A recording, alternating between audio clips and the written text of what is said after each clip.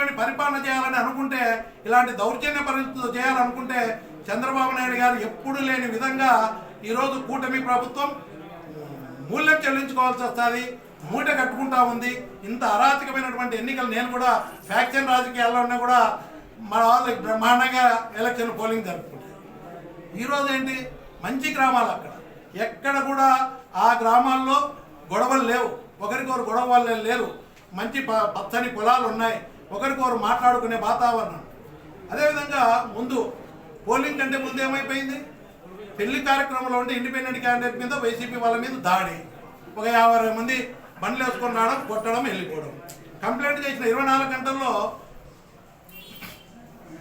MLC Ramesh Yadav మీద, వేముల రామలింగారెడ్డి మీద ఏమాత్రం ఉన్నారు, దాడి చేసి హతమార్చాలని చెప్పి 100 మంది వచ్చి గ్రామస్తులు చూస్తుండగానే వెహికల్స్ పాల్గొట్టినారు, అద్దాలు పాల్గొట్టినారు. రాము కనపడలేదని చెప్పి ఎమ్మెల్సీ ఏ వెహికల్లో ఉన్నారని వెతికి అద్దాలన్నీ పాల్గొట్టి పెట్రోల్ పోసి కాలుస్తూ ఉంటే దిగినారు. బయటికి దిగుతానే రామలింగారెడ్డిని హత్య చేసేదానికి, వేల్పుల రామును హత్య చేసేదానికి ప్రయత్నం చేసి గ్రామస్తులంతా కూడా ఎంటబడి ఇంట్లోకి తీసుకొని పెడితే ఇంటి చుట్టూ చంపాలని ప్రయత్నం చేసినారు.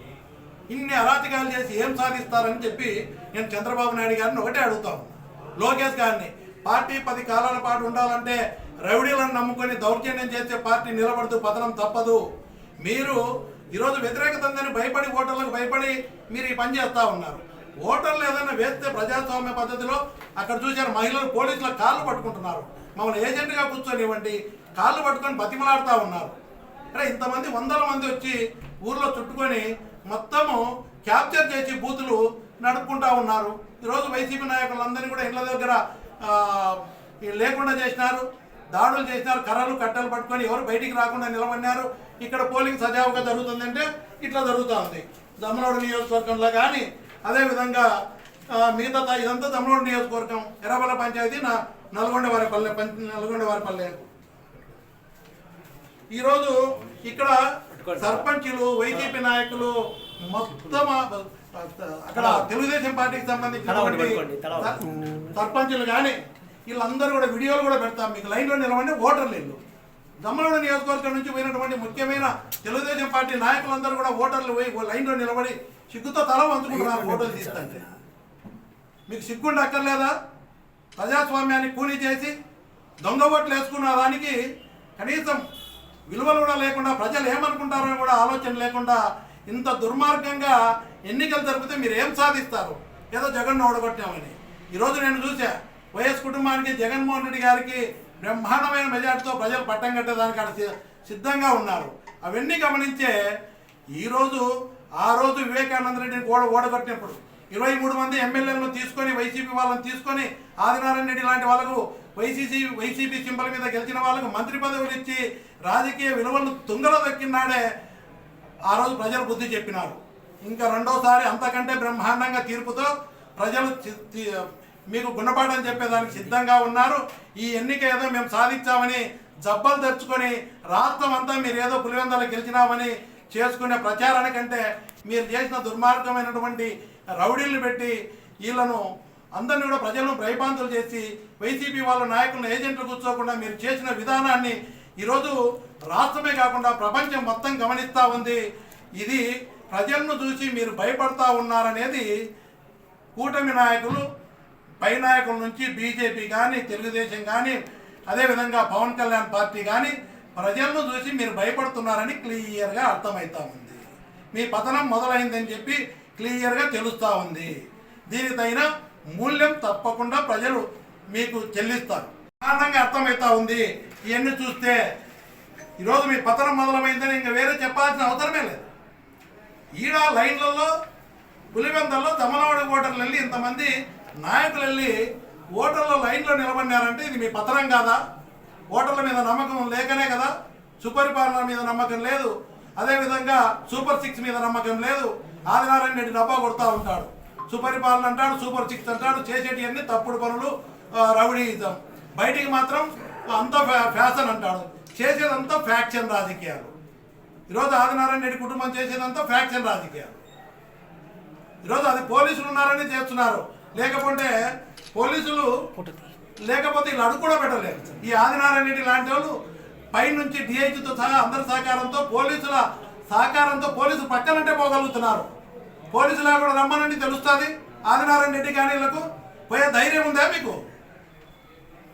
నేను ఒకటే చెప్తున్నా, ఈరోజు చంద్రబాబు నాయుడు గారికి ఈరోజు ఎక్కడ చూసినా కూడా ఎక్కడ ఏజెంట్లు లేకుండా వైఎస్ఆర్సీపీ పార్టీకి సంబంధించినటువంటి ఎర్రిపల్లెలో కానీ అచ్చవెల్లిలో కానీ అదేవిధంగా నల్లపరెడ్డిపల్లెలో లీడరు బలరాం రెడ్డి గారు మంచి నాయకుడు ఈరోజు దాడులు చేసి అక్కడ అతను పోలింగ్ బూతుల దగ్గర కూడా రాకుండా చేసేసినారు. వస్తే ఇళ్ల మీద పడి ఆ ఊర్లో 800-900 మంది ఉన్నారు. ఇంకొకటి పోలింగ్ బూతులు నల్లపరెడ్డిపల్లె తీసుకుపోయి నల్గొండవారిపల్లెలో ఓట్లు వేయాలి. నల్గొండవారిపల్లె ఓట్లు వచ్చి నల్లపరెడ్డిపల్లె వేయాలి. నల్లపరెడ్డిపల్లె వచ్చి ఎర్రపల్లిలో ఓట్లు వేయాలి. ఎర్రపల్లె వాళ్ళు వచ్చి నల్లపరెడ్డిపల్లె ఓట్లు. అంటే పోలింగ్ బూతు నల్గొండవారిపల్లెలో, నల్లపరెడ్డిపల్లెలో, ఎర్రపల్లెలో ఎక్కడి పోలింగ్ బూతులు అక్కడే ఉన్నాయి, ఎక్కడి ఓట్లు అక్కడే ఇంతవరకు కూడా వేసుకుంటూ వస్తున్నారు. ఈరోజు కుట్ర పన్ని, కుతంత్రాల పన్ని ఈ కూటమి నాయకులు అందరూ ఏం చేసినారు? ఎర్రపల్లె ఓటర్లను తీసుకొని టీడీకి పంపించినారు.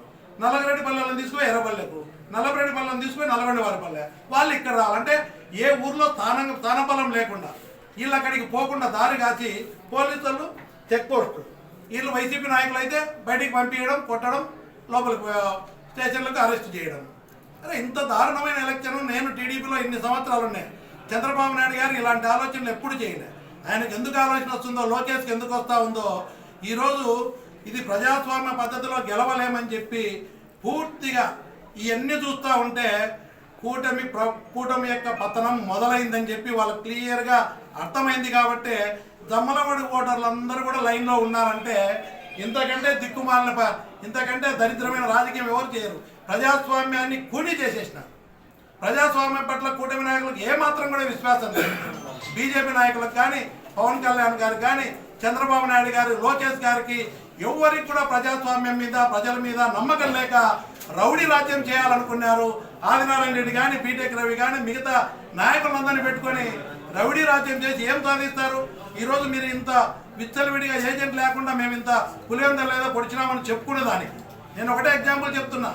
ఇదే కూటమి ఆదినారాయణ రెడ్డి ఆ రోజు వైసీపీ పార్టీలో గెలిచి ఈరోజు తెలుగుదేశంలోకి రావాలని చెప్పి నేను అక్కడ ఉన్నప్పుడు ఎన్ని ప్రయత్నాలు చేసి ఈ లోకేష్ బాబుకు చెప్పినాడు, జగన్మోహన్ రెడ్డి గారిని పులివెందుల దాటి రాని అని నేను అడ్డుకుంటాను అని చెప్పి పార్టీలో చేరి ఏం చేసినాడు?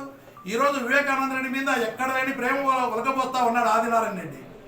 అరే ఆ రోజు వివేకానంద రెడ్డిని జగన్మోహన్ రెడ్డి గారు రాజకీయంగా మా చిన్నాన్న నాకు తోడుగా ఉంటే బలం ఉంటుందని చెప్పి ఎమ్మెల్సీ అభ్యర్థిగా నిలబెట్టి అన్ని విధాల సహకారం అందించి జగన్మోహన్ రెడ్డి గారు వాళ్ళ చిన్నాన్ని గెలిపించుకోవాలని ప్రయత్నం చేస్తే ఆ రోజు మీరు ఎవరైతే పార్టీ మారినారో, పార్టీ మారి 23 మంది ఎమ్మెల్యేలు ఆదినారాయణతో పాటు వచ్చినారు.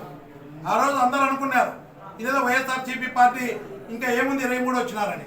కానీ ప్రజలు చాలా తెలివైన వాళ్ళు, విలువలు లేని రాజకీయాలు చేసి ఇట్లాంటి తప్పుడు రాజకీయాలు చేసినటువంటి ఆదినారాయణ రెడ్డి వాళ్ళని ఎప్పుడైతే పార్టీలో చేర్చుకున్నారో, పార్టీలో చేరినాక ఏం చేసినారు?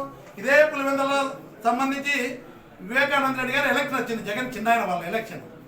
జగన్ గారు వాళ్ళ చిన్నాయన రాజకీయంగా ఆయన తోడు ఉండాలని చెప్పి ఎమ్మెల్సీగా ఆయన నిలబెట్టుకుంటే వీళ్ళు ఏం చెప్పినారు? ఈ నాయకులంతా కూడా ఆదినారాయణ రెడ్డి, రవి కానీ వీళ్ళందరూ మనం జగన్ను దెబ్బ కొట్టాలంటే మొట్టమొదట వివేకానంద రెడ్డి దెబ్బ కొట్టాలా, ఆయన మంచి నాయకుడు, మొండివాడు, ప్రజల్లో మంచి ఆదరణ ఉన్న నాయకుడు వివేకానంద రెడ్డి. వివేకానంద రెడ్డిని దెబ్బ కొడితే జగన్ దెబ్బ కొట్టినట్టే అని చెప్పి ఆ రోజు పోటీ పెట్టండి అన్నారు. 526 ఓట్లు ఉన్నాయి. ఇలా 300 కూడా లేవు టీడీపీకి. నేను కూడా ఉన్నా, ఎంపీటీసీలు కానీ కౌన్సిలర్లు కానీ. ఆ రోజు ఏం జరిగింది? ఇదే వాళ్ళ మాటలని తప్పుడు రాజకీయాలు చేసి, విలువలు లేని రాజకీయాలు చేసి ఆ రోజు వివేకానంద రెడ్డి ఓడగొడితే ఏం జరిగింది? ఆదినారాయణ వాళ్ళ స్కెచ్ ఏదో పారింది అంటున్నారు. ఏం పారింది? రాష్ట్రంలో తెలుగుదేశం పార్టీ తుడిచిపెట్టుకుపోయింది ఈ మాటలని. కడప జిల్లాలో ఆ రోజు ఆదినారాయణ రెడ్డి చేర్చుకున్న తర్వాత 10కి 10 సీట్లు పోయినాయి.